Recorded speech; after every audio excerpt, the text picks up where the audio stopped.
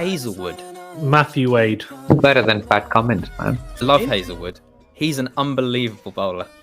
I would hate to face him, obviously, because he'd get me out in an instant. But he's so accurate, so awkward. I think he's a brilliant test bowler. But in T20 cricket, I think he's majorly underrated. I think he's so good.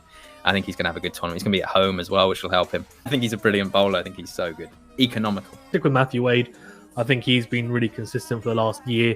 Not just during the T20 World Cup, but after, as I said, averages 100. So he hasn't had the best T20 record, but class.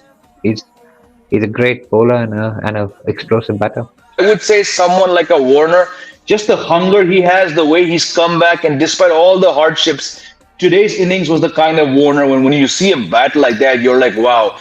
So given the fact that Warner is probably the first name on the sheet, again, home conditions, he knows what's happening.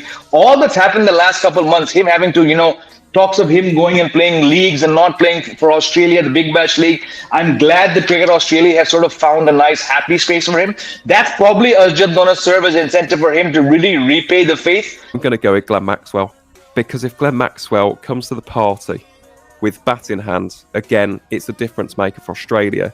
But in addition to that, let's say that Australia just need a couple of overs of off spin. Let's say things aren't working somehow with the seam department. If Maxwell can just provide a breakthrough or two over the course of this tournament, yeah, he's going to be massive. He's a three-dimensional cricketer. He's so powerful, so destructive, going back onto the conversation about Jos Buttler as well. Yeah. So innovative, an enterprising cricketer with the switch hits and the reverse hits as well. I'm going with Glenn Maxwell. I think if he comes to the party, yeah, the Aussies might just go clear in this particular tournament. I'm going to go Adam Zampa. I mean, he's like come on leaps and bounds in the last few years. He's been so effective for Australia. I think on the surfaces that they're going to play the T20 World Cup in that particular part of Australia, I expect, that bounce to suit him, that quickness to suit him. Not unlike sort of Rashid Khan. But, with the home advantage there as well, I think Adam Zampa is going to surprise a lot of people because the focus in the build-up has been on their seam attack and, they're outstanding fast bowlers. But I'm looking forward to seeing Zampa do the business. Smith is the one. I'm just fascinated to see because he seems quite out of place in that T20 in that T20 team. When you think of kind of, Finch and Warner and Maxwell and Stoinis and Wade and Tim David, obviously now. You're kind of thinking of players that are striking at 130, 140 plus.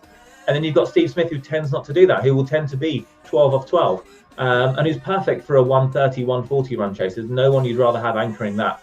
But if you've got some flat pitches and there's a target of 220 to get, I'm just very, very intrigued to see how he does in this tournament. David Warner is one of those people जो मुझे लगता है कि big match days पे या big tournament में he comes back into form.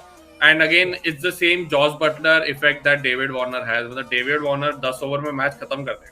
So for me, from the current squad, David Warner, if somehow Cameron Green comes in, then hands down for me, Cameron Green.